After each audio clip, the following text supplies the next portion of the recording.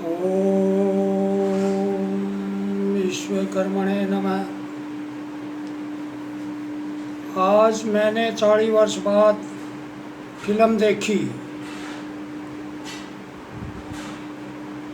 The Kerala story.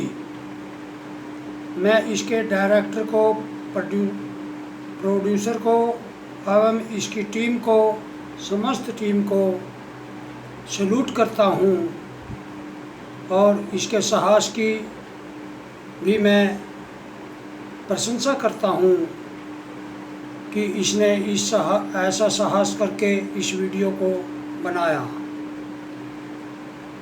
क्योंकि इस film में जो दिखाया गया है वह एक विशेष वर्ग की आत्मा को झंझोर करने वाला इसमें विषय है। यह केवल केरला स्टोरी ही नहीं है। जागो जागो हिंदू जागो, यह स्टोरी मेरे घर की स्टोरी है, मेरे देश की स्टोरी है और पूरी दुनिया की स्टोरी है। केरल ने और केरल के हिंदुओं ने मेरे देश पर एक बदनामी का कलंक लगाया है या धब्बा लगाया है, और हमारी सरकारों ने इसमें अधिक दोषी है। आज तक ऐसी गंदी घटना जो देश को तोड़ने और सभ्यता को बदनाम और नष्ट करने की है, उस पर हमारी सरकारों ने कोई कार्य नहीं किया है, कोई रोक नहीं लगाई है। यदि सरकारें ऐसा रोक नहीं लगाती तो जनता को अर्थात हिंदुओं को सोचना पड़ेगा और ऐसी सरकारों को वोट दे करके क्यों चुनते हैं लोग, यह भी सोचना पड़ेगा। जो सरकारें हमारे धर्म को, हमारी संस्कृति को, हमारे देश की रक्षा नहीं कर सकती, उसको नहीं बचा सकती या उसके अनुकूल संविधान में प्रावधान नहीं कर सकती, तो ऐसी सरकारों को रहने का भी अधिकार नहीं है। इस स्टोरी में, यह स्टोरी जो है, इसमें केवल केरल की ही स्टोरी नहीं है। इसमें 4 संप्रदाय, 4 मज़हब की स्टोरी है। पहला मज़हब इस्लाम और दूसरा मज़हब, पहला मज़हब इस्लाम, दूसरा ईसाई और तीसरा मार्क्सवादी जिसको कम्युनिस्ट कहते हैं, और चौथा मज़हब हिंदू मज़हब है। इसमें हिंदुओं के प्रति यह दिखाया गया है कि हिंदू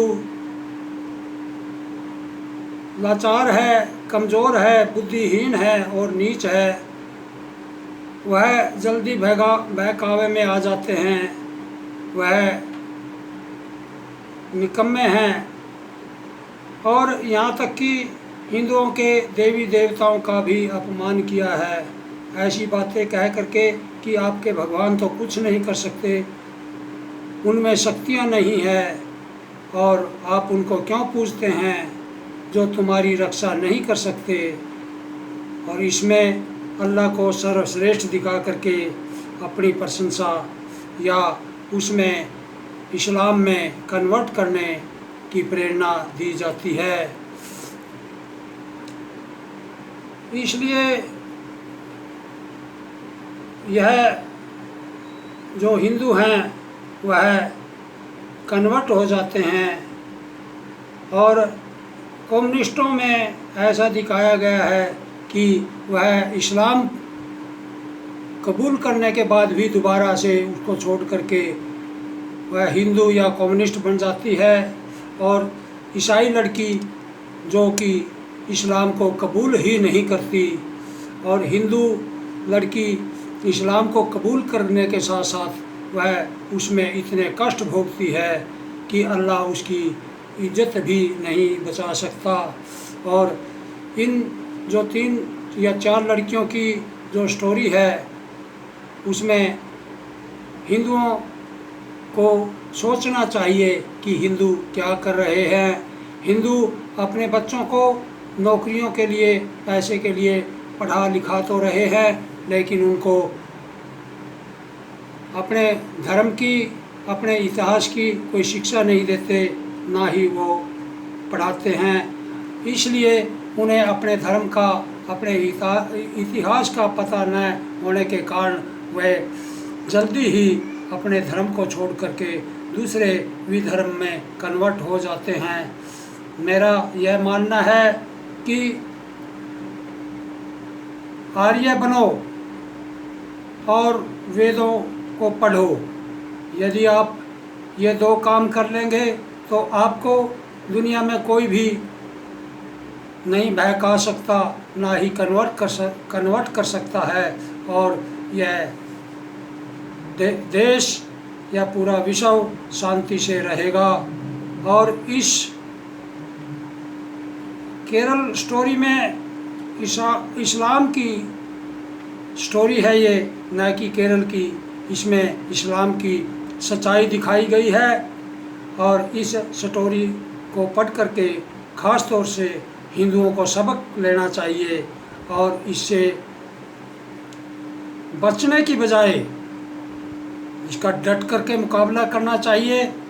और इस इस्लाम को नास्तानुबूद करने के लिए हमें अपने बच्चों को गुरुकुलों में और आर्य समाज के प्रशिक्षणों में जा कर के शिक्षा लेनी चाहिए, ताकि हम बुद्धि को बढ़ा सकें, अपने इतिहास को पढ़ सकें और अपने बच्चों को सत्संगों में, कीर्तनों में, जगरातों में भेजने की बजाय अपने ही घर में किताबें पढ़ें। जो धार्मिक किताबें हमारी वेद, शास्त्र, उपनिषद, गीता, रामायण, महाभारत आदि, और उनमें विचार करें कि हमारे देवी देवताओं ने, हमारे महापुरुषों ने क्या शिक्षा दी है।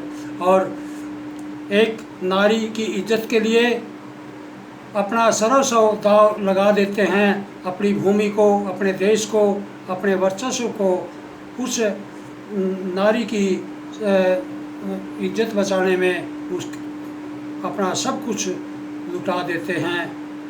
और एक दूसरा ये धर्म है इस्लाम, जिसमें नारी की कोई कीमत ही नहीं है, वह एक उपभोग करने की वस्तु है। इसलिए इस केरल स्टोरी में इस्लाम की सच्चाई दिखाई गई है। और मैं सभी यूट्यूबरों से या वीडियो बनाने वाले उनसे ये निवेदन करता हूँ कि जैसे मैंने अपने विचार रखे हैं, वो भी इसी प्रकार छोटी छोटी वीडियो बना करके पूरे देश में इस केरल स्टोरी का प्रचार करें और ज़्यादा से ज़्यादा हिंदुओं को जागृत करें, ताकि हम अपने धर्म की ओर लौटें। और ख़ास निवेदन मेरा लड़कियों से है कि वह अपने माँ बाप की, अपने परिवार की, अपने समाज की और अपने धर्म की शिक्षाओं को मान करके माता पिता की आज्ञा का पालन करें, अपने समाज की कल्चर को देख करके ही आगे कार्य करें। पढ़ने से कुछ नहीं होता जब तक आदमी शिक्षित नहीं होता। ज़्यादातर लड़कियां अपने माँ बाप की ना मान करके किसी दूसरे मज़हब में या किसी दूसरे संप्रदाय में चली जाती है। यह एक बहुत बुरा और घटिया काम है। और ये तो जब पता लगता उसे, जब उसके हाथ से पतंग की डोरी छूट जाती है, वह कुछ नहीं कर सकती। इसलिए मैं उन माता पिताओं से भी कहना चाहता हूँ कि अपने बच्चों को शिक्षा दें, अपने पास बिठाएं, उनके दुख सुख की पूछें, उनसे सलाह करें और यदि कोई ऐसी घटना आए तो उसको बातचीत करके बैठ करके अपने बच्चों को समझाएं।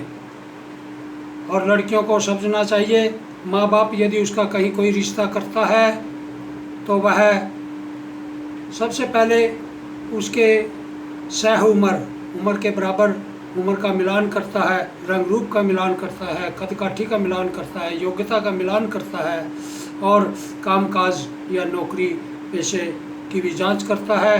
और वह उसके परिवार में माँ बाप, भाई बहन, जो भी सासू ससुरे या कोई परिवार है उसकी भी जांच करता है। वह ख़ानदान कैसा है, घर कैसा है, व्यवहार कैसा है, और यहाँ तक कि वह गोत्र भी मिलाता है। यह हमारा एक वैज्ञानिक तरीका है आपस में संबंध जोड़ने का। उसको भी लड़कियां नहीं अपनाती। जब वह माँ बाप से ऊपर होकर के, परिवार से ऊपर होकर के किसी भी धर्मी के साथ या किसी दूसरे के साथ चली जाती है तो ना वो गोत्र देखती है, ना उसका कामकाज देखती है, ना उसका व्यवहार देखती है, और फिर बाद में उसे पछताना पड़ता है। इसलिए मैं माँ बाप से कहूँगा कि अपने बच्चों की देख रेख करें और उन पर निगरानी रखें। उनको बच्चा ना समझ करके, भाई बहन समझ करके उनको आपस में बैठ करके शिक्षा दें, उनकी दुख सुख की पूछें, उनकी मन की इच्छा की पूछें, और हम अपने समाज को, अपने देश को, अपने धर्म को कैसे बचाएं।